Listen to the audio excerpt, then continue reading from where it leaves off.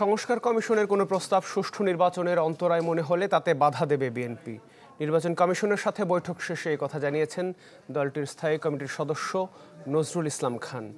আর প্রধান নির্বাচন commissioner AMM Nasir Uddin বলেন, নির্বাচন কমিশনের ওপর রাজনৈতিক নিয়ন্ত্রণ বন্ধ করতে না পারলে আগের মতোই ঘটনা ঘটবে।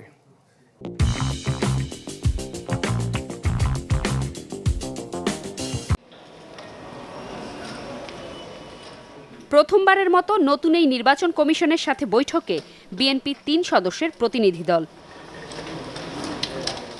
প্রধান নির্বাচন কমিশনারের সাথে সৌজন্য সাক্ষাৎ শেষে শুরু হয় আনুষ্ঠানিক বৈঠক। প্রায় ঘণ্টাব্যাপী আলোচনা শেষে গণমাধ্যমের মুখোমুখি স্থায়ী কমিটির সদস্য নজরুল ইসলাম খান বলেন, ত্রয়োদশ সংসদ নির্বাচনের প্রস্তুতি জানতেই ইসির সঙ্গে এই বৈঠক।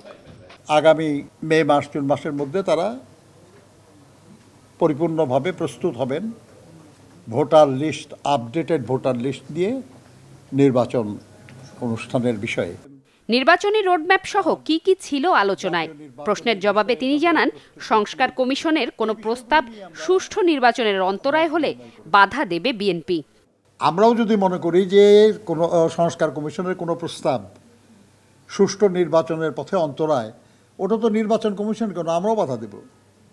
কিন্তু এই বিষয়টা তাদের সঙ্গে আলাপের কিছু না, এটা তো কোনো কোলাবোরেশনের ব্যাপার না।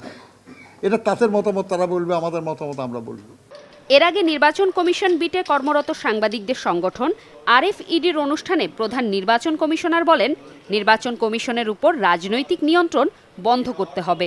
যে রাজনীতিবিদদের influence on the election commission যদি বন্ধ করা না যায়, তাহলে দেখবেন যে আমি মনে করি যে এই আবার সেই পুরানো জিনিস রিপিট হবে।